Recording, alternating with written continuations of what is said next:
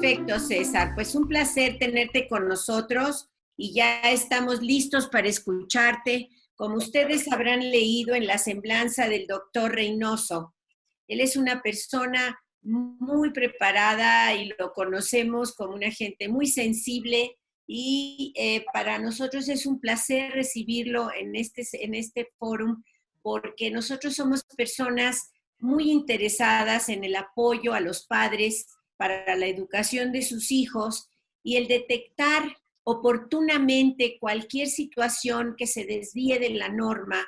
Creemos que es el momento, mientras se identifique más oportunamente, los resultados pueden ser definitivamente mucho más, con un pronóstico más positivo. Entonces, el doctor nos hizo favor de acceder a nuestra invitación para hablar sobre el tema de desarrollo, ¿qué debo esperar en el desarrollo de mi hijo y cómo identifico si tiene un desfase? Y él en este sentido comparte con nosotros esto de la intervención oportuna y por eso después de conocerlo pues creímos que era la persona idónea y además muy preparado porque el doctor César Alberto Reynoso Flores es pediatra y doctor en neurociencias. Actualmente es director de la Clínica del Autismo del Centro Médico ABC. Una de sus áreas de interés profesional es la identificación y atención oportuna de desfases o alteraciones en el desarrollo infantil. En el ámbito académico se ha desempeñado como profesor titular en licenciatura y maestría, profesor invitado en cursos de doctorado, director de tesis de licenciatura y maestría. En otras instituciones se ha desempeñado como miembro del Consejo Editorial y presidente, fundador de las fundaciones ISAIN y Candy AC. Asimismo, cuenta con las siguientes especializaciones: pediatría por la UNAM, neurología pediátrica por la Universidad de Navarra, análisis del movimiento por la Universidad de Navarra, doctor en neurociencias también por la Universidad de Navarra, y en investigación ha participado como director de proyectos o investigador principal y es autor de múltiples publicaciones científicas. Bienvenido, César. Estamos ávidos de escucharte. Muchas gracias por aceptar nuestra invitación. Muchas gracias y bueno, vamos a comenzar. Para estas horas seguramente ya muchos están después de un día pesado de trabajo y de muchas cosas que tenemos encima todos, pero voy a tratar de hacerlo, de ser breve y además de darles una visión general de lo que son los problemas del desarrollo y qué esperar, como dice el título de la plática, qué debo de esperar en el desarrollo de mi hijo y cómo se identifico esos desfases, ¿no? No les quiero, tengo algunas imágenes que les quisiera mencionar, pero al principio vamos a hacer un ejercicio, si ustedes lo ven conveniente, de escribir en el chat de la conversación si quieren poner sus dudas o los temas especialmente de interés para ustedes. Estaría muy bien que escribieran en el chat y así cubrimos también las expectativas de ustedes. Yo lo que les quiero mencionar de entrada es que el desarrollo de los seres humanos, el desarrollo cerebral, es complejo y se estudia y se hacen unos análisis y los análisis que se hacen sobre el desarrollo cerebral humano, pues se pueden hacer lo más complejo que ustedes se imaginan, pero también los podemos resumir. No soy de las personas que piensan que esto es para iniciados. el saber cómo funciona el cerebro, ¿no? Mucha gente dice, el cerebro es complejo, es indescifrable. No, sabemos cómo funciona el cerebro. Lo que pasa es que pasarlo a palabras, a idioma cristiano, pues siempre es complejo, y entonces eso a veces complica las cosas. Pero bueno, siéntanse en la libertad de preguntar lo que ustedes tienen duda, o algún tema así específico que siempre han dudado, como decir, ¿y esto cómo funciona? Pues lo trataremos como de descifrar. Bueno, el ser humano, a fin de cuentas, es un mamífero, es un ser que tiene una biología, y que la biología responde a un plan, y ese plan es el desarrollo del físico. Y ese desarrollo, ¿dónde está? ¿Dónde está el plan? Ustedes, mucha gente se ha pues puesto a pensar durante siglos quién es el que hace el plan de desarrollo. Y el plan de desarrollo del ser humano lo tenemos dentro de nosotros en los genes. Los genes son los que determinan cómo funciona el ser humano. Entonces, ¿cómo se organiza? Pues la organización del desarrollo es una organización que se tiene predeterminada en cada célula, y las células saben qué hacer en cada momento. Y eso lo saben hacer desde el momento en que nacen las células hasta el momento en que mueren. O sea, tienen el plan completo. Y eso está dentro de los genes. Entonces, dicho eso, entonces se puede decir que el desarrollo cerebral y el desarrollo de nuestros hijos o de los niños que conocemos, pues están de alguna manera escritos en los genes. Ahora, hay algunas cuestiones ambientales, variables le llamamos. Hay algunas cuestiones y formas y sensaciones y experiencias que le llamamos variables, que pueden modificar, pero esa modificación es una modificación que tiene un cierto límite. Es decir, las personas que tienen un desarrollo cerebral determinado a llegar, funciona como, por ejemplo, el peso o la talla. El individuo tiene una predisposición a ser de alguna altura determinada, y tú puedes darle de comer un poco más y puedes subir algunos centímetros, pero una persona que viene de una familia que tiene la talla, pues no sé, en mi familia todos somos chaparros, y entonces, por más que nos alimentaron bien y hicimos ejercicio, yo siempre lo cuento, mi mamá decía cuando éramos pequeños que nos inscribiéramos a los equipos de básquetbol en lugar de los de fútbol, pensando en que eso nos iba a hacer crecer más. Y seguimos, pues, los tres hermanos, los que somos, pues somos chaparros, ¿no? ¿Por qué? Pues porque esa es la genética que tenemos, y nos alimentaron muy bien y nunca fuimos desnutridos, ¿no? Pero esa es la talla esperada que teníamos. Somos un poco más altos que nuestros padres, pero no mucho más. Entonces, eso pasa con el cerebro. Les quiero compartir alguna imagen que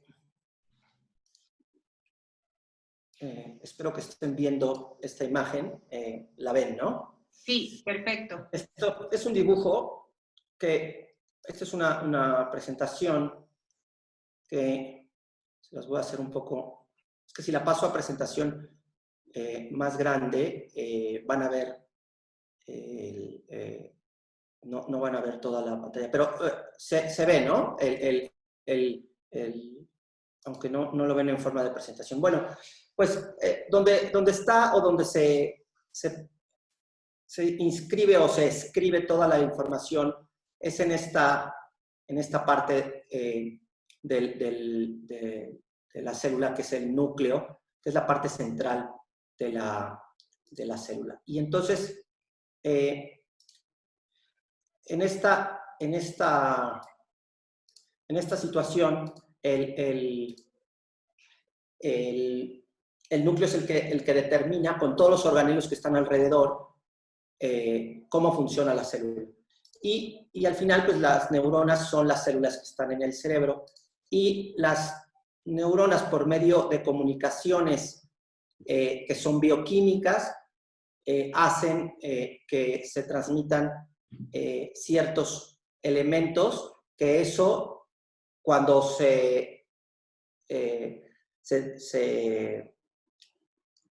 presentan en millones de transportes por milisegundo, eso produce una sensación, una percepción, un pensamiento. Y bueno, los procesos de creación de este sistema pues son muy complejos, desde la gametogénesis, cuando empiezan a influir las cosas en la gametogénesis. Ustedes saben que la gametogénesis femenina, que es cuando se forman los gametos para poder reproducirse, tienen que ver un gameto o una célula de reproducción humana, empieza su formación cuando la mamá es feto.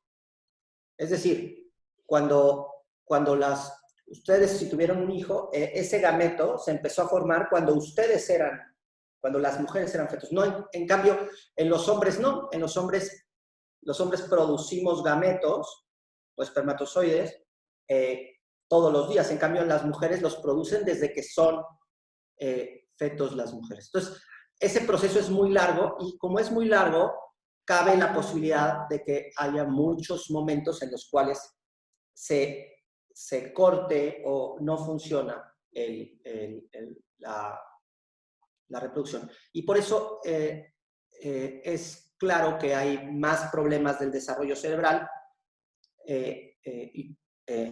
ahora en nuestro tiempo, y una de las causas más importantes es la edad de reproducción de los individuos, ¿no? Entonces, bueno, esto es todo un proceso que no los voy a atormentar con la gametogénesis humana.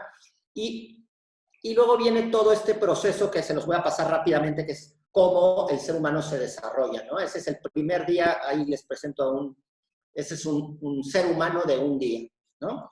Y que somos 2 células, y después, al segundo día somos 4 células, y después somos 12 células, y después ya adquirimos un nombre que llamamos mórula al tercer día. El tercer día de nuestro desarrollo nos llamamos mórula, y después blastocisto, que es la formación en el cuarto día, que ya somos 58 células.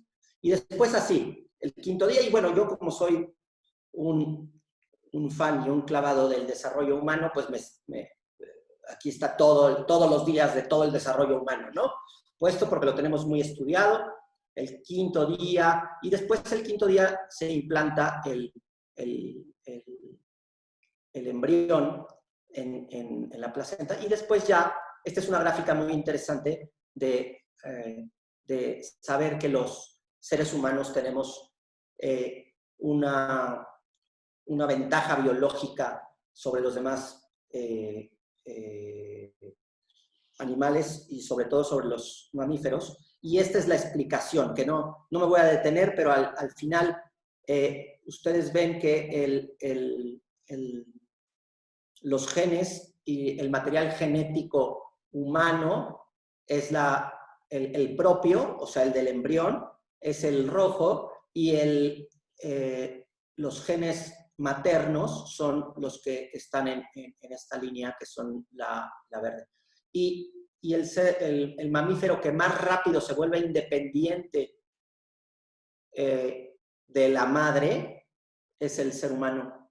Y por eso tenemos una posibilidad mayor, igual que otros, una posibilidad mayor de desarrollo, y igual que que algunos otros mamíferos tienen esas curvas, pero el ser humano es mucho más rápido en ser independiente en el sentido genético. Y otra diferencia que tenemos respecto a los otros animales, a los animales más avanzados, es que tenemos un sistema de alimentación y de oxigenación mucho mejor que nos da la placenta y el trofoblasto, que eso no nos vamos a detener, pero es una ventaja biológica que tenemos sobre las demás especies. Y bueno, al final, cuando vamos en estos días pues empieza a reproducir todas las etapas, no se las quiero pasar, pero cuando tenemos 15 días, 17 días, empezamos a ver ya las primeras células, que son las azules del sistema nervioso, y ya empezamos a tener estamos empezando prácticamente en la tercera semana de vida, ya tenemos sistema nervioso. Y después, pues están todas estas etapas del sistema nervioso, ¿no? Que empiezan en la segunda semana y que se dan hasta la vejez, ¿no? Entonces es un proceso largo de desarrollo. Aquí está un embrión humano a los 19 días y después cómo se forma el primer cerebro, digamos, que tenemos, que es a los 21 días. Y después vamos avanzando. Bueno, pues estos dibujos son cómo las células del ser humano se van reproduciendo y van produciendo este es un cerebrito, este es un embrión humano, y este es el cerebrito con las vesículas que tenemos. Y bueno, pues se van produciendo estos, este es un dibujo de un embrión con las células, y las azules, las células más, con azul más oscuro, son las células primarias, digamos, las con las que se reproduce primero, y conforme se van haciendo más claras, se van transportando a la periferia. Esa es la reproducción celular que tiene el embrión humano. Y si se fijan, pues gran parte del embrión la parte que es naranja, pues es como la piel, y la parte azul es el sistema nervioso. Entonces gran parte del embrión es el sistema nervioso. No, es una de las causas por las que los neurólogos de repente nos creemos mucho, porque el proceso neurológico y la parte biológica más importante del ser humano, pues es la del sistema nervioso. Pues eso se nota en toda la capacidad que necesita el embrión para reproducir esa parte neurológica.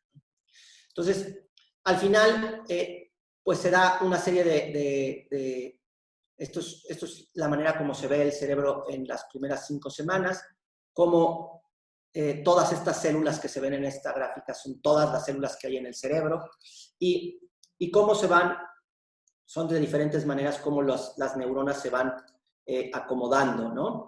Cómo van empezando, a la 5ª semana ya tenemos comunicación, ya tenemos reacciones de las células, y en la semana 26 prácticamente termina la semana 26 de gestación, pues es la mitad del embarazo aproximadamente, y ya tenemos un embrión, digamos, bastante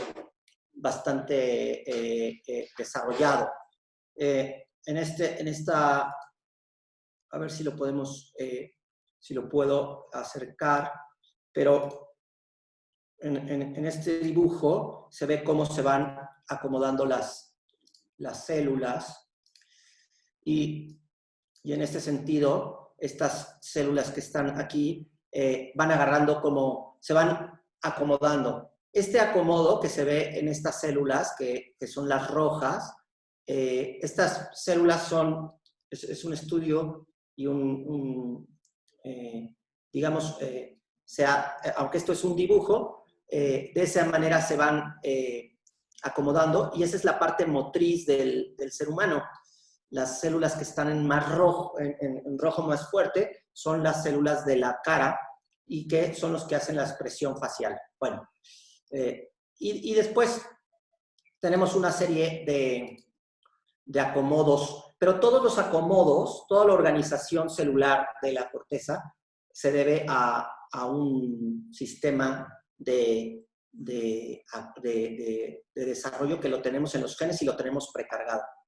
Y entonces, esta gráfica, que a mí me gusta mucho, pero bueno, yo la he visto muchas veces y lo que mide es el número de sinapsis, que son los contactos entre células del cerebro, y conforme va pasando en esta parte de abajo, tenemos los días de vida de un niño, y aquí está el nacimiento, la línea, cuando pasa de gris claro a gris oscuro, es el nacimiento del niño o de la niña, y cuando nacemos, si se fijan, tenemos un número de sinapsis más o menos decente, pero en cuanto nacemos empieza a reproducirse, sube muchísimo la cantidad de sinapsis.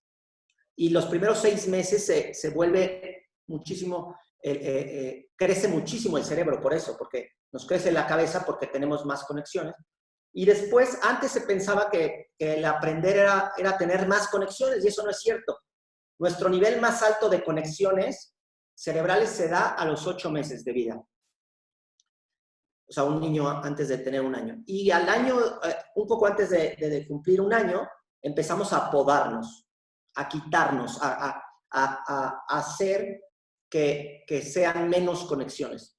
Y las conexiones se van haciendo mejores, pero menos, ¿no?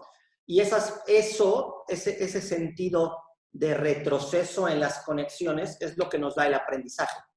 El ser humano aprende mucho más rápido en ese periodo que se llama la poda sináptica. Y la poda sináptica es ese optimizar recursos. Y al final, bueno, pues este es el último proceso de desarrollo cerebral, que es la mielinogénesis. Que la mielinogénesis no es otra cosa que ponerle fibra óptica al cerebro. Primero estamos como cableados de forma muy sencilla, y ponerle fibra óptica, pues lo hacemos desde antes de nacer hasta los 28 años, 30 años de vida. Y entonces eso es lo que nos da el proceso de mejoría. Entonces, como ustedes estarán pensando, ¿qué pasa si un individuo tiene en los genes un plan en el cual no se pode bien o no se reproduzca bien las células? Pues entonces va a tener un problema del desarrollo. Y eso se manifiesta en hablar tarde, en caminar tarde, en escribir tarde, en leer tarde. Y eso se llama trastorno del neurodesarrollo, porque lo que está sucediendo dentro del cerebro de ese niño no es que le estemos enseñando mal, ¿no? Hay mitos. Las personas que tienen un hijo que se tarda en hablar, por ejemplo, que es muy común, piensan que lo que dicen los padres comúnmente es que no les enseñamos a hablar bien, o que no les estamos diciendo bien las cosas, o que le estamos poniendo muchos programas en inglés, no sé, o que somos muy tímidos. Pero eso no tiene nada que ver, o tiene muy poco que ver con el desarrollo del lenguaje.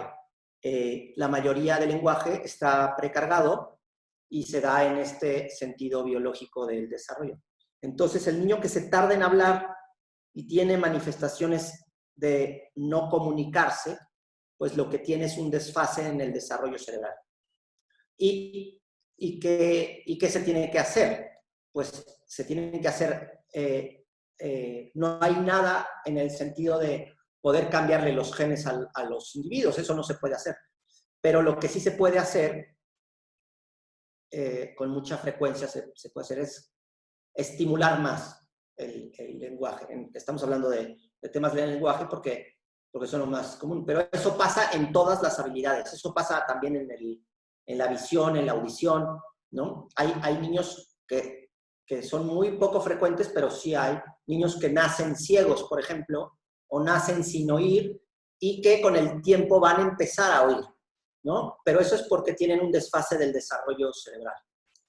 Entonces, pues estos son dibujos y esquemas muy coloridos de cómo la mielina hace que se conecten las regiones del cerebro y cómo hay diferencias de mielina en uno y otro sector del cerebro, y eso es lo que nos hace tener conexiones mejores, ¿no?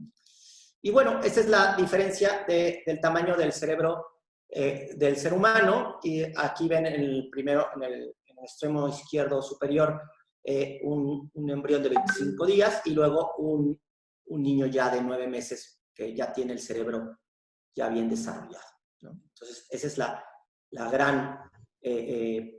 el gran desarrollo que en muy pocos meses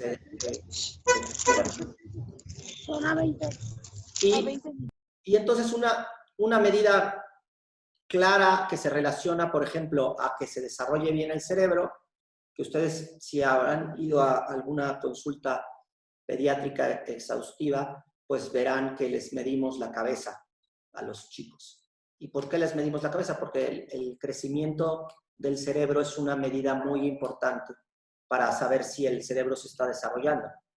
Entonces, esa es una gráfica de un niño que no le creció el cerebro, ¿no? La gráfica de que está abajo es... Entonces, lo que pasó es que no se le desarrolló y entonces eso va a tener repercusión importante.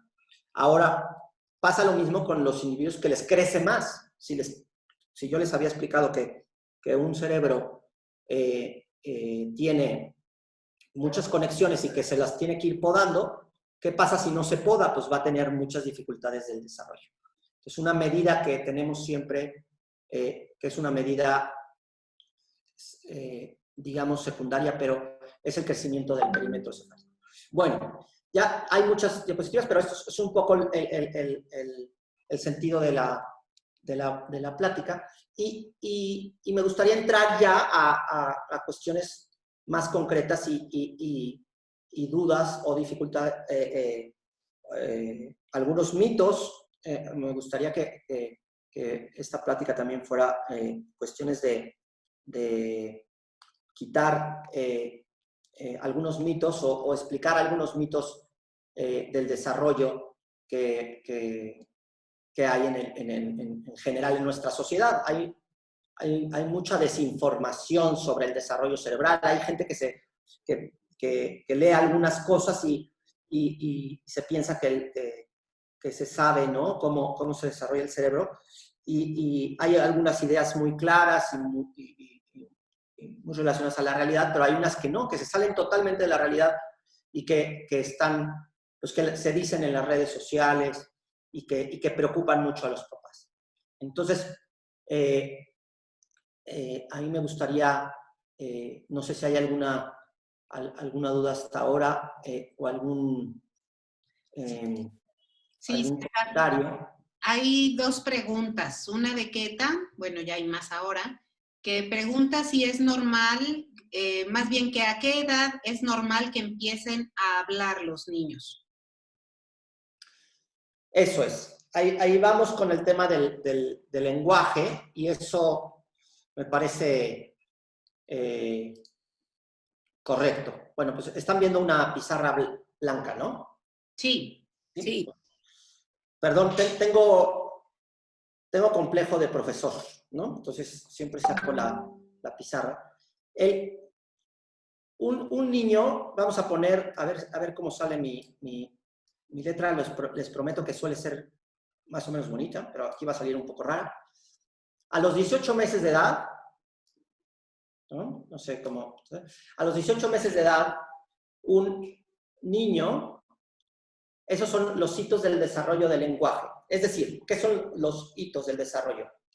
Que yo tengo que tener eso por lo menos. Es como decir, a ver, ¿qué espero de un niño? Pues a los 18 meses es el límite para saber si un niño está desarrollándose bien. Si yo llego después de los 18 meses, no pasa nada, pero los 18 meses son una edad muy buena para saber si se está desarrollando el niño. Entonces, un niño empieza a hablar a los 12 meses, pero aquí hay que distinguir la diferencia entre el balbuceo y el hablar. Es decir, el balbuceo es una habilidad que el ser humano tiene para repetir fonemas que suelen ser de diversidad pequeña. Les voy a poner un ejemplo. El balbuceo es decir mamá, papá, mimi, tata. Entonces, eso lo empiezan a hacer los niños a los 9 meses, a los 8 meses. Las vocalizaciones de ruidos las empiezan a hacer desde los 6 meses. Pero el balbucear, es decir, repetir un fonema o diversificar un fonema, lo hacen a partir de los 9 meses. Entonces, cuando nosotros les preguntamos a los padres, ¿cuándo empezó a hablar tu hijo? Y nos dicen, a los 9 meses ya decía mamá. Ningún niño dice a los 9 meses mamá. Ninguno. Pero lo que está haciendo son vocalizaciones repetidas que le llamamos balbuceo. Entonces, esas no son palabras, son repeticiones. Ahora sí se las dice a su mamá, ¿no? Y se las dice a su papá, pero todavía no son con dirección. Cuando empiezan a hacer palabras con direcciones a los 11 meses, a los 12 meses, a los 13 meses. Entonces, a los 12 meses, un niño debe decir 5 palabras. Palabras dirigidas. Entonces, pueden decir palabras parecidas a los balbuceos, como bebé, mamá, viví, papá, tatá. Algunos a los 12 meses ya pueden decir balbuceos complejos y palabras un poquito más complejas, como tate, tito. Pero eso es más difícil. Generalmente los vocablos son muy bilabiales, que son los que se pueden hacer con los 2 labios, ¿no? Ahora un niño que dice mami, mami, o titi, ¿no? Ese es lo habitual. Bueno, pues hay niños que a los 12 meses pueden decir un vocablo parecido a decir agua, ¿no? Entonces, hay esa diversificación. Hay niños que hablan un poco más rápido, pero al final, a los 12 meses se dicen 5 palabras. A los 18 meses, digamos que el límite para que digan 5 palabras bien dichas, dirigidas, son los 18 meses. Digamos que les damos chance, ¿no? O sea, porque de los 12 a los 18 hay diversidad del género humano y entonces tú puedes decir a los 18 meses, tiene que decir por lo menos 5 palabras. ¿Ok? Ese es el límite. Ahora, ¿qué pasa si ese límite, o sea, si a los 18 meses no dicen, si a los 18 meses, entre los 24 y los 18 meses, no dicen 5 palabras? Pues ahí la Academia Americana de Pediatría dice que a ese niño de 18 meses hay que explorarlo. ¿Qué hay que explorarle? Pues les puedo decir, y aquí les voy a pasar los secretos, que no son secretos porque son de la Academia Americana y los deberíamos de saber todos, que a los 18 meses se tiene que jugar con el niño y saber si ese niño escucha bien o si tiene alguna dificultad del desarrollo que tenga que ver con otros ambientes como el cognitivo. Entonces, yo a los 18 meses, un niño que no habla 5 palabras, yo tengo que revisarle la audición. Es decir, hacerle un estudio de audición. Y ese estudio de audición, todos los padres dicen, no, pero cuando nació le hicimos el tamiz auditivo. Sí, pero el tamiz auditivo solo mide una parte de la audición. No nos vamos a entrar a la técnica, pero hay que asegurarse. Los padres, la mayoría de los padres, y yo hoy mismo lo escuché varias veces, dicen, es que yo estoy seguro que mi hijo oye. Bueno, pues yo que me dedico a esto, que tengo un doctorado en conducta humana, no estoy seguro que todos los niños que parece que escuchan, escuchan. Entonces hay que hacerles un estudio para asegurarlos. Ahora, ¿para qué se hace eso? Porque si son hipoacúsicos, o sea, si escuchan menos, se puede mejorar eso de una forma bastante fácil, digamos, ¿no? O sea, se puede mejorar. Entonces, lo que tenemos que hacer en el desarrollo del lenguaje es descartar cosas que se pueden descartar. Entonces, a los 18 meses, si no habla 5 palabras, hay que evaluarlo. Y evaluarlo respecto a la audición. Y después jugar con él. Tiene que jugar con él alguien para que identifique si no tiene algún desfase de él. A los 18 meses se puede ver qué pueden tener los niños a esa edad. Pues lo más frecuente, ¿quiénes se desfasan o quiénes no hablan a los 18 meses 5 palabras? Pues más o menos el 11%. El 11% de la población no dice esas 5 palabras. Entonces, uno puede, generalmente, ¿qué hacen los padres? Dicen, no, es que yo hablé tarde, ¿no? Eso lo suelen decir los padres varones, ¿no? El decir que ellos tuvieron el mismo problema. No lo sé por qué, yo no los conozco de nada, a los que están en el foro, ¿no? Pero, bueno, los hombres, los papás varones solemos hacer eso. Solemos decir que eso no está sucediendo y que yo fui igual y mírame, ¿no? Que bien estoy, soy hasta neurólogo, ¿no? Por así decirlo. Y entonces, que no tuve ningún problema. Pero eso, ¿qué hay que decirle a los papás? Pues primero que sus hijos no son ellos, ¿no? O sea, los niños no son sus papás, ¿no? Son otros individuos y tienen la misma carga genética, pero no son los mismos. Y que hay papás que hablan muy bien y que tienen hijos que hablan tarde y viceversa, ¿no? Entonces, eso no es ningún factor importante. Bueno, pues el 11% van a hablar tarde. De ese 11%, ¿qué podemos decir?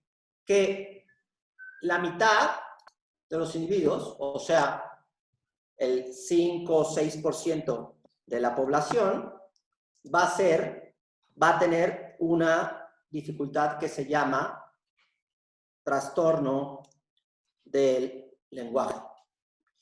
¿Y eso qué significa? Que esos individuos, que son un poco más de la mitad de ese 11%, no tienen un problema del habla. Es decir, su problema no es de hablar, su problema es del lenguaje. Y eso tiene que ver con los procesos mentales y neurológicos del lenguaje. Y esos problemas son genéticos, como les había platicado hace rato. Bueno, después, solo el 1% de esos individuos es un hablante tardío. Los hablantes tardíos son los que no tienen nada y se van a tardar en hablar. Entonces, ¿cuántos son sordos de aquí, de ese 11%? Muy poquitos. Muy poquitos son sordos. La mayoría no son sordos. Tienen problemas de lenguaje o hablantes tardíos. ¿Quiénes tienen autismo? De los que no hablan, ¿quiénes tienen autismo? Solo el autismo es el 1%.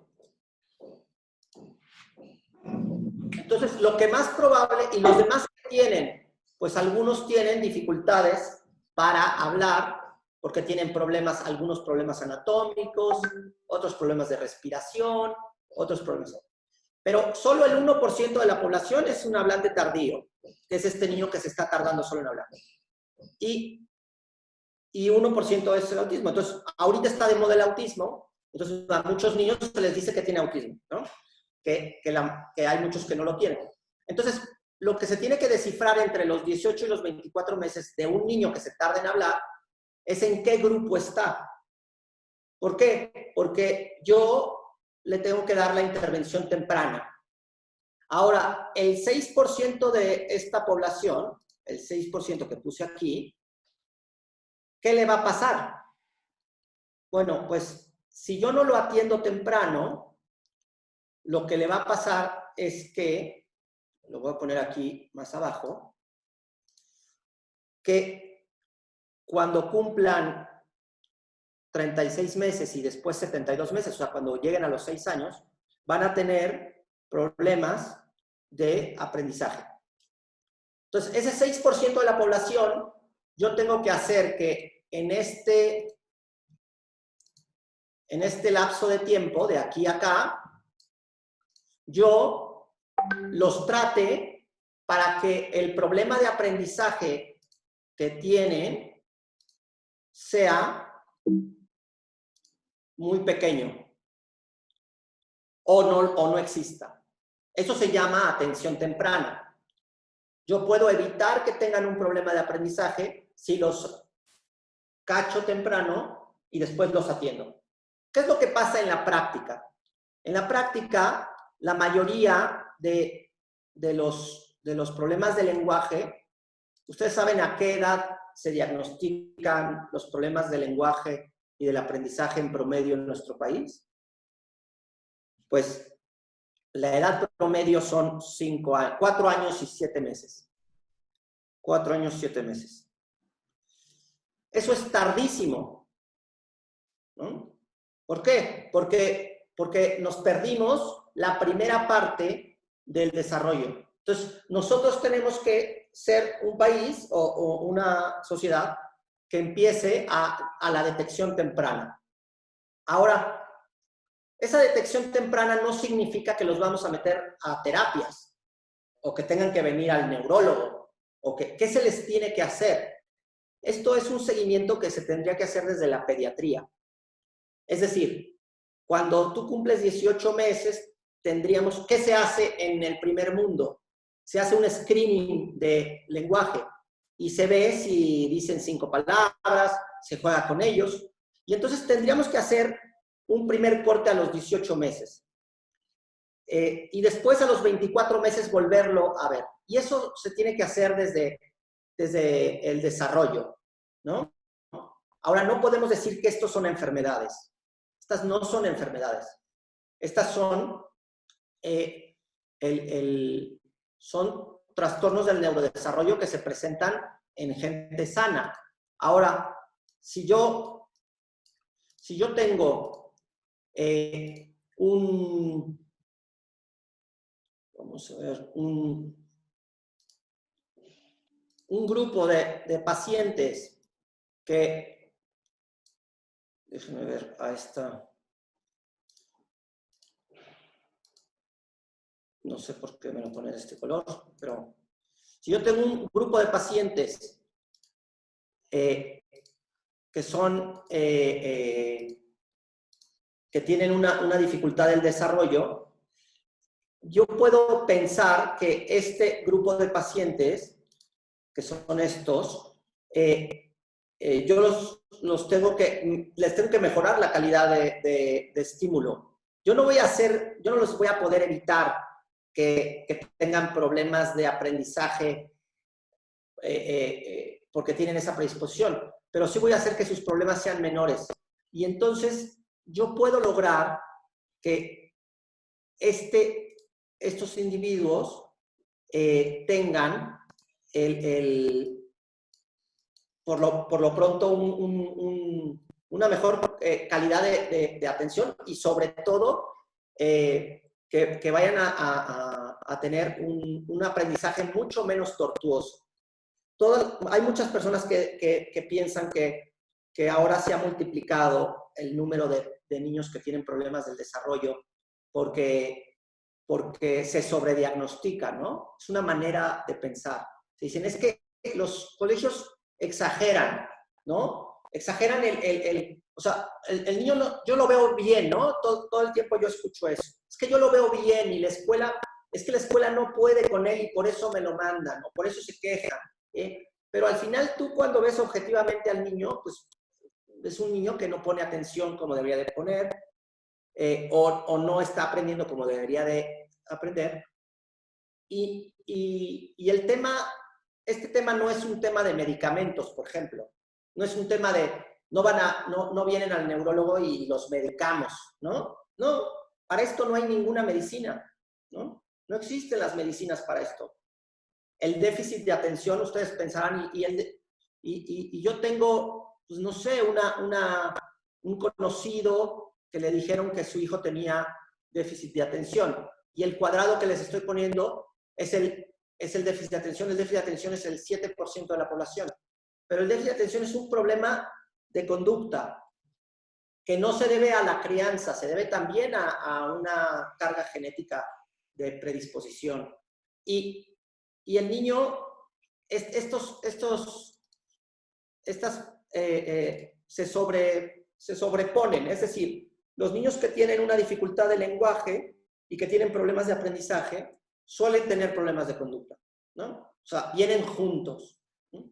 Y parece que son problemas que no se resuelven del todo. Como que los padres siempre se quejan de que llevan años y años en las terapias y como que no se resuelven. Pero estos problemas no se resuelven con terapias, sino que se resuelven con una buena intervención ecológica, yo le llamo, de crianza y de ayuda a los padres cuando es muy joven el individuo, cuando tienen 18, 24, 36 meses. Y ahí es cuando les mejoras la calidad de vida, ¿no? Entonces, un tema importante del desarrollo del lenguaje, es decir, primero, no viene solo. Siempre viene como acompañado de un problema de aprendizaje. Y luego, que se puede atajar muy temprano. Entonces, es importante detectarlo temprano. Y luego, ¿cuáles son las estrategias? Ahorita vamos a estrategias específicas, ¿no? Pero es importante decir esto, que no es culpa, por ejemplo, hay veces que se culpa a los padres, ¿no? De esto. Es que la mamá trabaja, por eso... O el niño no atiende o no tiene buena atención porque, no sé, porque le han puesto poca atención en casa o porque no. Hay veces que vienen predispuestos. Ahora, una buena crianza, si yo logro una buena crianza alrededor de todo esto, si yo en este tiempo logro que esto esté cubierto por una buena crianza y un buen seguimiento, la calidad de vida y las comorbilidades o las cosas que se presentan después de los 6 años van a ser mucho menores. Entonces,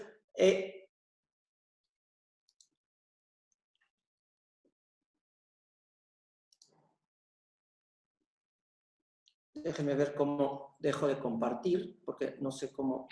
Ya no se ve.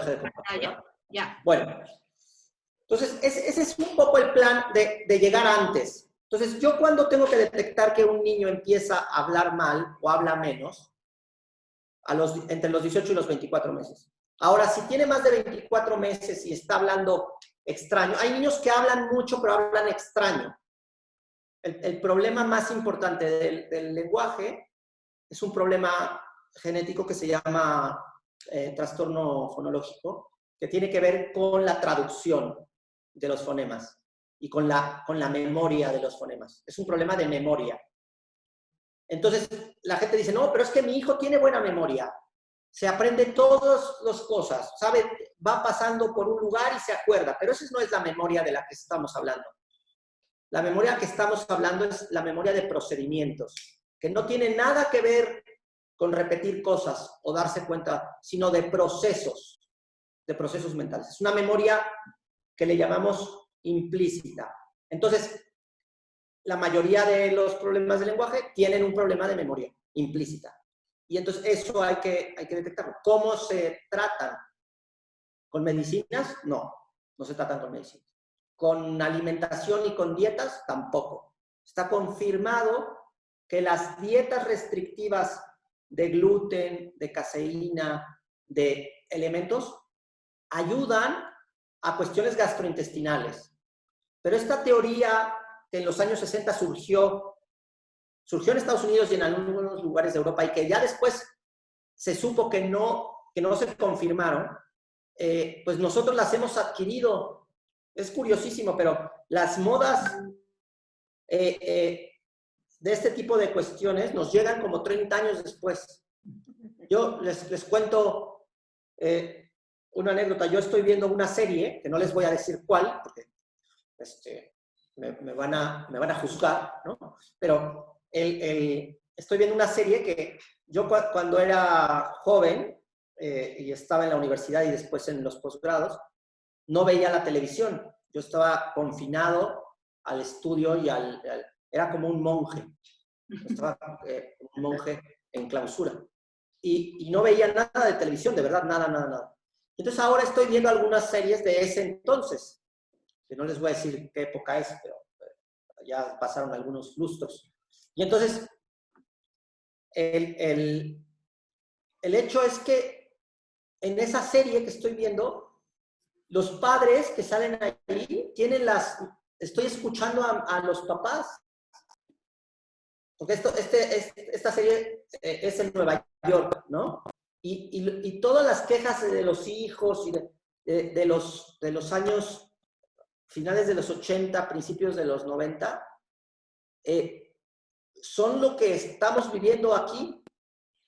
Que eso es muy fuerte, porque significa que las bodas nos están llegando pues, muchos años, siempre nos han llegado tarde, pero en eso pues vamos muy, muy atrás. Entonces, se siguen haciendo dietas de restricción en los niños, pensando en que eso les va a mejorar el desarrollo, cosa que ya la Academia Americana de Neurología ha dicho desde hace casi 15 años que no es conveniente restringir a los alimentos en los niños, que los lácteos, por ejemplo, pues hay muchos niños que mejoran al quitarle los lácteos, pero son los niños que tienen dificultades para la digestión de los lácteos, ¿no? En pocas palabras. Y que esa teoría de que contaminan el cerebro, pues es una teoría que no se sigue. Ahora, ¿qué pasa si alguien, porque en el foro me puede decir, yo juro que mi hijo mejoró cuando le quité los lácteos, o cuando le quité la caseína, o cuando le quité el gluten? ¿Yo qué hago cuando me dicen eso? Yo no me peleo con el triunfo, ni con el éxito. Entonces, yo dejo que sigan ¿no? Si eso les resultó, venga, ¿no? Juegue, como dicen en el fútbol, juegue y seguimos el asunto, porque eso tampoco le va a hacer daño, ¿no? Hay cosas que sí hacemos de repente que hace daño a los niños. Y eso les puedo decir, por ejemplo, una cosa que hace daño, pues hay padres que tienen que sus hijos tienen problemas de lenguaje y se ponen muy, muy insistentes en que tiene que hablar varios idiomas, por ejemplo, ¿no? Entonces, nosotros tratamos de que un niño que tiene dificultades graves de lenguaje, pues ayudarle a que tenga un lenguaje, que consolide un lenguaje y después consolide el otro. Eso no significa que le quites el inglés, ¿no? El estímulo del inglés como segunda lengua está bien, pero hay niños que se recomienda, por ejemplo, que el bilingüismo real se postergue un tiempo.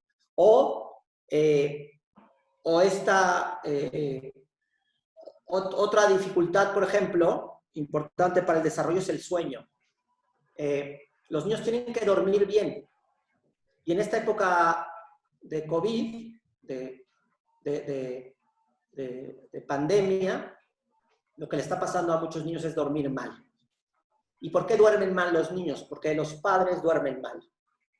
O sea, aquí podríamos levantar la mano y si el 30 o 40% de los que estamos aquí duerme bien, yo creo que es mucho, ¿no? Porque estamos durmiendo muy mal. La mayoría de las personas, de los adultos, tenemos ansiedad por la situación en la que vivimos, o ya, espero que ya se les esté bajando, y que no les esté subiendo, no lo sé, no sé en qué situación estén, pero hemos aumentado mucho la ansiedad y eso produce muchas dificultades de sueño. Los adultos estamos tomando mucho alcohol en la noche, o nos estamos desvelando viendo mucho televisión, o estamos muy, muy ansiosos con temas.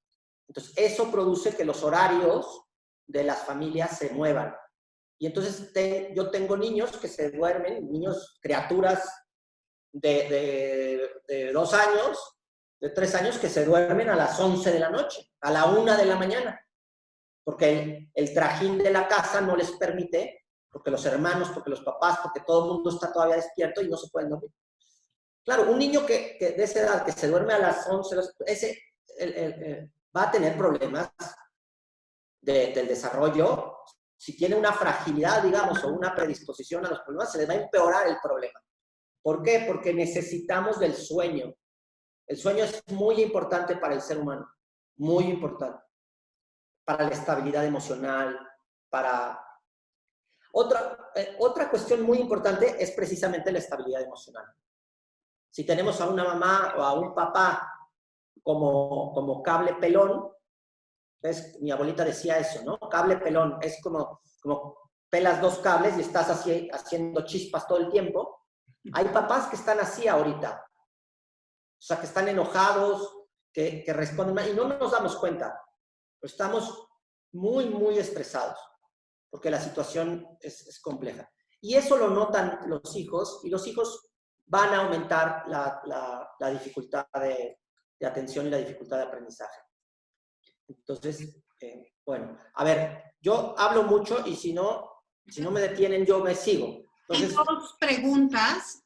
Una primero que todavía tiene relación con el lenguaje, aunque sea la última, que dice que sí es cierto que un niño no habla porque encuentra tensión en su mamá y que qué pasa si decían 5 palabras a los 18 meses y a los 2 años deja de hablarlas. Eso es muy interesante. A ver, hay niños que, o sea, la tensión de la mamá, o eso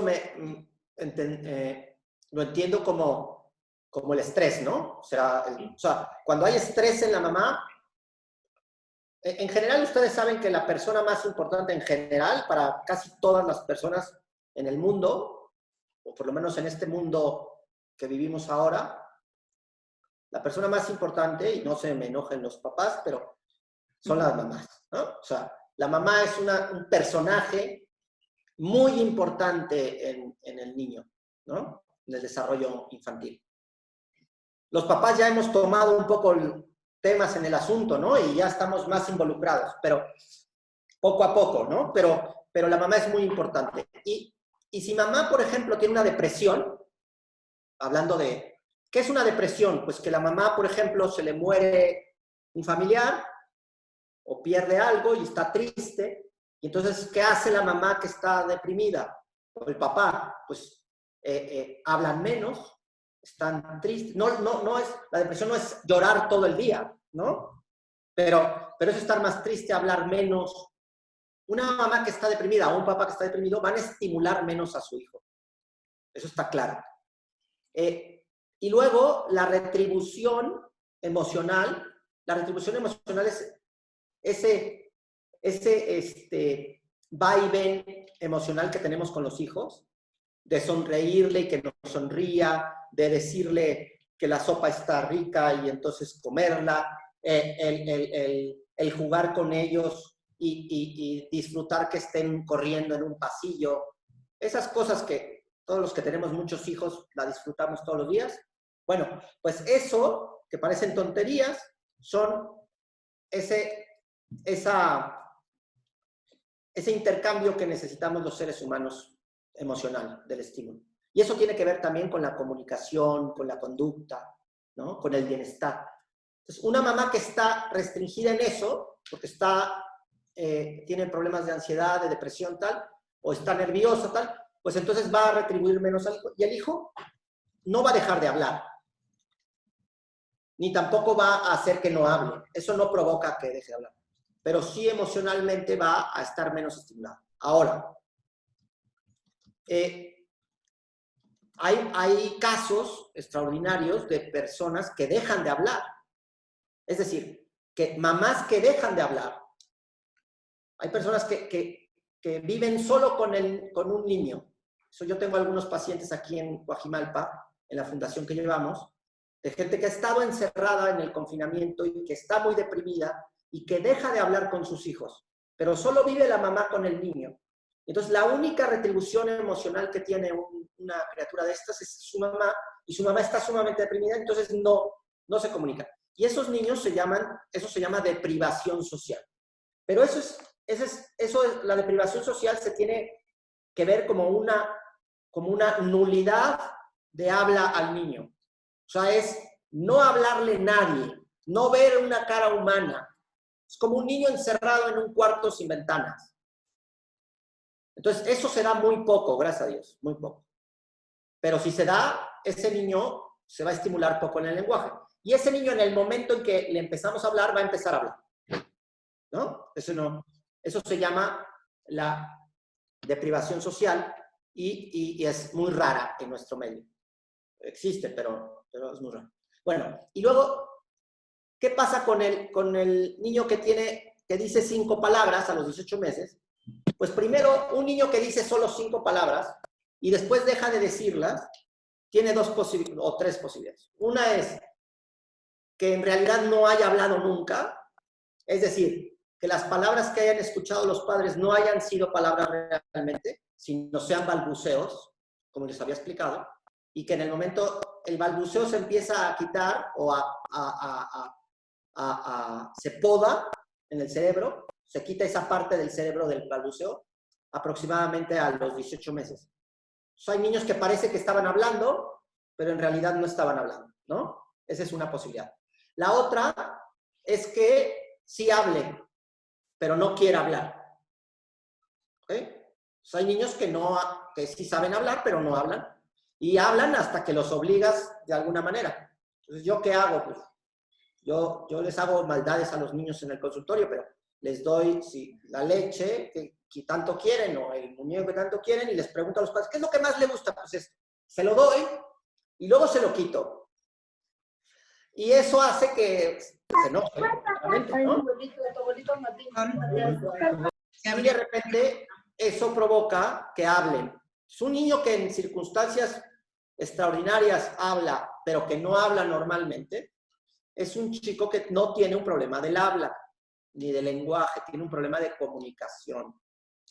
Los problemas de comunicación son 3.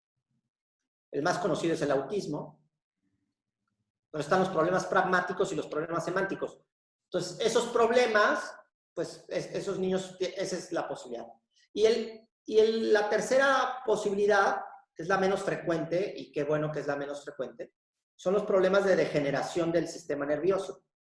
Es decir, hay niños que hablan, que tienen un buen desarrollo, pero de repente empiezan a deteriorarse.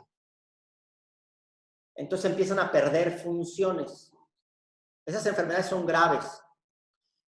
Gracias a Dios, son muy raras, muy poco frecuentes, pero sí las hay. Entonces esos niños no solo dejan de hablar, sino dejan de tener otras funciones como caminar, ¿no? O como, ¿no? Son las 3 posibilidades que tienen. Y bueno, pues espero que eso lo hayamos contestado. Después hay una Keta, dice que si podríamos hablar de las estereotipias en los niños sanos. No sé por qué Keta quiere que hablemos de las estereotipias en los niños sanos, pero vamos a hablar, ¿no? Las estereotipias, para todos los que lo están escuchando, son un movimiento repetido. Los seres humanos tenemos como un diapasón. Aquí seguro que todos los 47 participantes que estamos en el foro, seguramente hay 46 o si no 47 que sepan más de música que yo, ¿no? Eso es casi seguro, porque yo no sé nada de música, nada. Y soy neófito y no la disfruto, aunque no lo crean. No sé de música, nada. Pero sé que hay unos aparatos que dan el ritmo, que se llaman diapasones, ¿no? Y que dan el ritmo, ¿no? Te ponen un ritmo.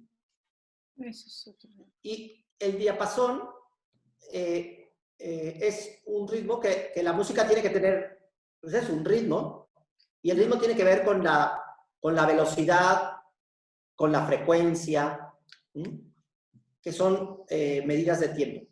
Bueno, el ser humano tiene un ritmo también, y tiene ritmos. ¿Y quién los da? Pues los da el cerebro. ¿Y cómo, de dónde vienen? Pues volvemos al mismo, de los genes. Y tiene temporadas. O sea, el cerebro sabe cuándo se tiene que levantar, cuándo se tiene que acostar, cuándo está cansado, cuándo tiene que tomar agua, cuándo tiene que comer, ¿no? Y eso lo da el cerebro. Bueno, pues también sabe cómo tenemos que mover las manos, cómo tenemos que equilibrarnos para no caernos, cómo tenemos que pararnos y sentarnos. La expresión gestual, esta cuestión de mover y hacer gestos, tiene que ver con la función cerebral que acompaña la comunicación. Bueno, pues ese sistema motriz y de conducta que da ritmos, en algunos niños no está bien controlado. Está un poco descontrolado. Y eso hace que, ¿cómo se manifiesta eso? Pues con movimientos repetidos. Entonces hay niños que se emocionan y hacen así, ¿no? Porque la regulación emocional la tienen que, como cuando Erika está aquí y está de ejemplo porque es la única que tiene prendida su cámara y la podemos ver, yo creo que todos. Pero a ver, Erika, tú dime, ¿qué expresión haces cuando te enchilas? ¿No? Eso es uno muy mexicano, es un gesto muy mexicano. Frunzo el ceño y bajo la boca. ¿Sí? ¿Y qué haces con las manos? Las aprieto. Ah, pues bueno. Haces. Eso es. Pati lo acaba de hacer muy bien. Bueno, pues eso es una estereotipia que acompaña a un gesto y a un pensamiento. Ahora, ¿es voluntario? Hombre, es voluntario hasta cierto momento, porque si yo le digo a Pati, no lo hagas, Paro. tú estás enchilada, pero no finge que no estás enchilada. ¿Pati lo puede hacer o no? Sí. Sí lo puede hacer. No sé si mucho tiempo, porque si se distrae, y yo le hablo de otra cosa, ¿no? Que le interesa, sin querer, ella va a empezar a hacer ese movimiento. Bueno, pues esa es la estereotipia. La estereotipia son movimientos repetidos, medio voluntarios, que hacemos para manifestar un pensamiento o acompañar un pensamiento, ¿ok? Y eso lo tienen la mayoría de los niños que tienen desfases del desarrollo. O sea, los niños con TDA, los niños con problemas de lenguaje, los niños con autismo, los niños con discapacidad intelectual, los niños con problemas de conducta, pueden tener estereotipias, ¿no? Y es simplemente, pues, poco control en la... Ahora, se presenta cuando son muy chiquitos. Ahora, ¿son malas las estereotipias? No, son una manifestación de otra cosa. Entonces, cuando un niño tiene estereotipias, lo que hay que hacer es voltear a ver qué hace, ¿no? Entonces, le tienes que ver la conducta. Hay niños que no tienen ningún problema y tienen estereotipias. Son poco frecuentes, pero sí hay. Hay niños, pero la mayoría sí tienen algo. Entonces, por ejemplo, los más sutiles, lo que tienen son algunos temperamentos un poco rígidos y estrictos. Muchos llegan aquí y dicen, no, pues el niño da vueltas, o corre de un lado a otro, o abre y cierra puertas, ¿no? Esas todas son estereotipias. Camina de puntitas, ¿no? O sea, todo eso. Los padres suelen decir, no, pero son mañas, ¿no? Sí, pues son mañas, pero se llaman estereotipias, ¿no? Y eso es malo, no es malo, pero hay que ver por qué las hace. Entonces, a veces tú cuando exploras al niño resulta que es un poco más terquillo, ¿no? Es decir, pues a veces el niño solo come salchichas food, ¿no? Entonces, bueno, pero eso es normal porque entonces los padres a veces echan la culpa. Es que yo solo le doy esa comida. No, a ver, no solo le das esa comida. O sea, le empezaste a dar esa comida porque el niño no quería otra cosa, ¿no? Pero entonces eso se acompaña de una conducta de respuesta de los padres. Entonces hay que ver el temperamento. Hay temperamentos estrictos y rígidos, ¿no? Son los niños que, por ejemplo, yo tengo un sobrino ahorita que llegó, le decimos el pangolín, porque llegó de Madrid y traía COVID, ¿no? Entonces, en marzo, y nos contagió a todos en mi casa, ¿no? El condenado. Y bueno, pues es el paciente cero, ¿no? El que trajo el COVID a México, ¿no? Es mi sobrino. Y el pangolín es muy simpático, y come re bien de todo, pero exige la comida.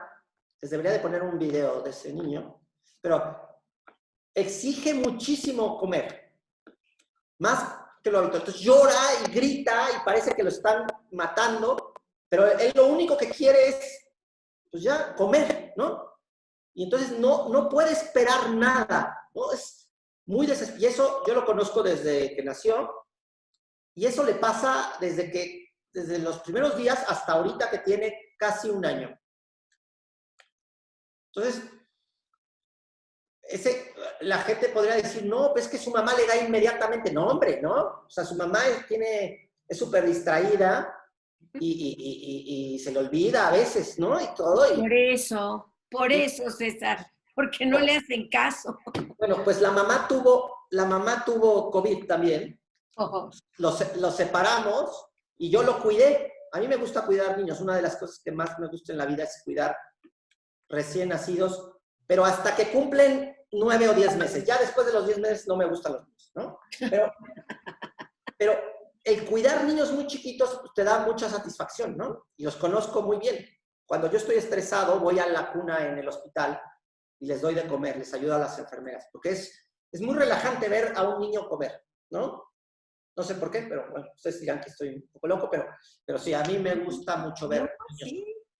Es muy relajante, porque tienen un ritmo, porque tienen una recepción, porque... Sí, y aparte es la mejor época del mundo, ¿no? O sea, tienes hambre y comes, tienes sed y te da, tienes ganas de ir al baño, haces popó y te cambian, ¿no? O sea todo lo tienes resuelto, no tienes problemas de hipotecas, ¿no? Ni de colegiaturas, ¿no? Perdón que lo diga así, pero no andas preocupado, ¿no?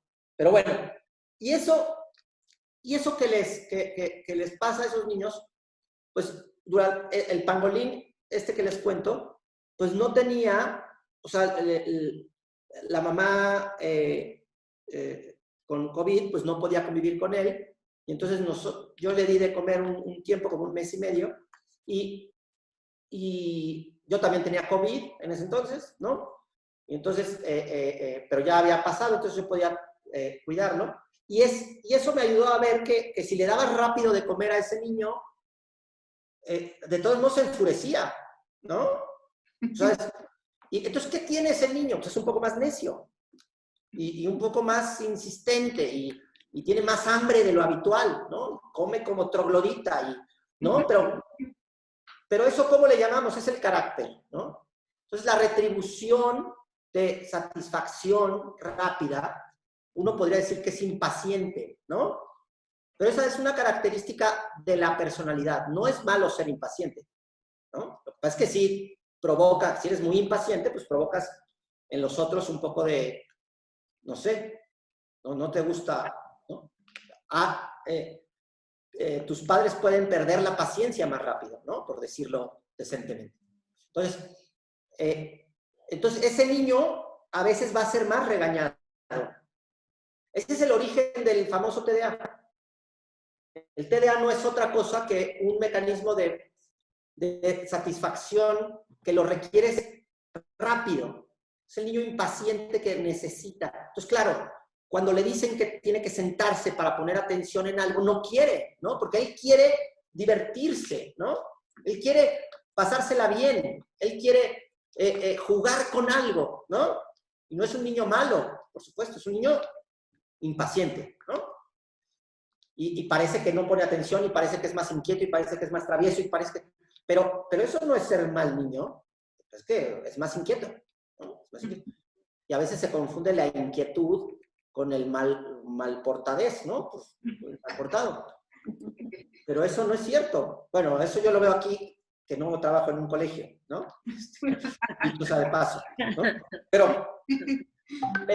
Pero el hecho que este pangolín que les decía es más impaciente, pues hace que ese carácter sea pues más estricto Y ese niño que les estoy diciendo, que ahora tiene 11 meses, ahora tiene una estereotipia que parece un manierismo y que se impacienta y entonces te hace así, ¿no? El condenado tiene 11 meses, ¿no? O sea, tiene por ahí, y tiembla de la desesperación, ¿no? Pero ese chico puede pasar a ser un poco mañoso en el sentido motriz, ¿no? Y más, entonces, esa es la estereotipia. En ese caso que es por impaciencia. Por carácter, por temperamento. Por temperamento. Puede ser porque controla menos los movimientos también. Entonces se da en niños que son un poco patosos, ¿no? En mi pueblo patoso significa torpecillo, ¿no? Pues, por decirlo así, políticamente correcto. Entonces también pueden tener eso. O los que son obsesivos, también, ¿no? El niño que es un poco obsesivo. Entonces el que es ordenado, el que empieza a enfilar sus juguetes, ¿no? Hay niños yo tengo muchos videos de niños que ordenan los juguetes por tamaño, ¿no? Y los zapatos, y se ponen a ordenar los zapatos de sus papás, ¿no? O sea, muchos de los papás que están aquí dicen, bueno, pues mándamelo, ¿no? Para que ordene, ¿no? Mi closet, ¿no? Pero lo alquilo. Sí, lo deberíamos alquilar esos niños. Pues esos niños tienen estereotipias. No son malas las estereotipias. Las estereotipias son problemas de los adultos que rodean a esos niños. No son problemas de los niños. Ahora, sí es una característica muy relacionada con el autismo o con el Asperger, las estereotipias, ¿cierto? Sí, se han puesto como un factor importante, pero uno no puede decir que todas las personas con autismo tienen estereotipias, ni que todos los niños con estereotipias tienen autismo. Claro, claro. Entonces, por ejemplo, yo te podría decir que si hacemos un análisis de todas las estereotipias, o sea, si agarramos a todos los niños que tienen estereotipias, más del 50% de esos niños no tienen autismo. ¿Por qué? Porque eso es simple de matemáticas, porque el autismo no es, o sea, es más probable que tengan TDA o problemas de lenguaje. O de temperamento. Porque son más frecuentes. Hay mucho más TDA o mucho más problema de lenguaje o de aprendizaje que autismo. Claro.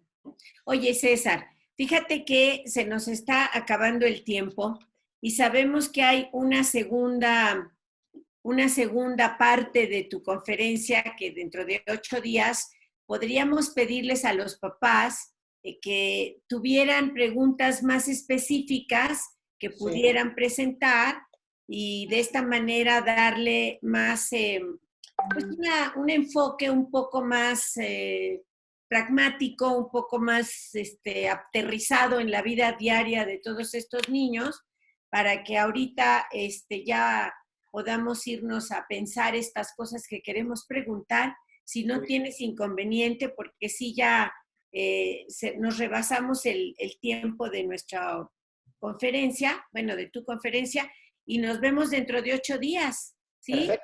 Perfecto, sí. Okay. Muy bien. Estoy viendo lo del chat, lo anoto, y podemos hacer toda la sesión siguiente de preguntas, que eso a mí me parece que lo podemos aterrizar mejor. Como conclusión yo les diría, los problemas del lenguaje, aprendizaje, conducta de los hijos son situaciones que no son culpa de los papás, ¿no? Es muy importante decirlo. Sí. Menos de las mamás, porque luego las mamás se me clavan con ese asunto y me dicen, es que yo no le hice esto, no. O yo debería de haber hecho, ¿no? Los problemas del desarrollo no son culpa de los papás, son culpa de los niños, ¿no? Perdón, los niños son los que lo traen. Generalmente vienen de fábrica. Ahora, la buena noticia, eso no significa que no hay nada que hacer, ¿no? No, al revés. Lo que hay que hacer es detectarlos temprano. Y entonces saberse, hoy vimos lo del lenguaje. Si a los 18 meses no habla el niño, hay que preguntar, hay que decir, hay que ver. Y que, digo, pueden acudir Digo, yo trabajo en el Hospital ABC y ahí con algunos pediatras que saben de desarrollo, que les pasaré yo datos de algunos, ¿no? Que yo conozco y que son muy buenos para el desarrollo, pueden ir con ellos para no ir con un neurólogo, no tienen que ir con un neurólogo porque el miedo al neurólogo es justificado, ¿no? Mucha gente le tiene miedo a ir al neurólogo porque piensa que nosotros que les vamos a poner unos cables en la cabeza y les vamos a llenar de medicamentos, ¿no? Entonces, no tienen que pasar por esa dificultad, sino que ir con un pediatra del desarrollo, que creo que es importante, y después ponerse a trabajar, que eso es lo que queremos hacer en la próxima. O sea, ¿qué tengo que hacerle? Yo, si puedo darles estrategias concretas de estimulación del desarrollo, eso estaría increíble. Claro. Entonces, les puedo dejar una tarea. ¿Sí? ¿Les puedo dejar tarea? Por favor. Claro. Por favor. Ustedes pueden comprar el kit el paquete de paquete mejores en el desarrollo infantil, ¿no? Consiste en tener 1 metro de foamy, de esos de piso, ¿no? 1 metro cuadrado, ¿sí? Unos cubitos de madera que los pueden comprar en cualquier lugar, así de unos cubos de madera de colores. Y unos muñecos de plástico de esos de mercadillo, ¿no? O sea, no tienen que comprar no, de mercado, vamos, así de. Y una familia en muñecos, que puede ser de cualquiera, no importa, ¿no? Una muñeca grande, por ejemplo, que tenga la cabeza, hay unas muñecas de peluche grandes con cabeza grandota, ¿no? Bueno, con ese material, podemos dar ideas muy concretas para el desarrollo del niño pequeño. Ok. Eso es lo que se necesita, cosas muy sencillas. Muy bien. Y unas ganas muy buenas de sentarse con el hijo en el piso y estar 10 o 15 minutos con él todos los días. Magnífico. Ese material les voy a pedir y hacemos la próxima sesión un ejercicio que eso va a ayudar a la conducta, al lenguaje, al aprendizaje y a la parte emocional. Perfecto, César. Bueno. Muchísimas gracias. Muchas gracias, César.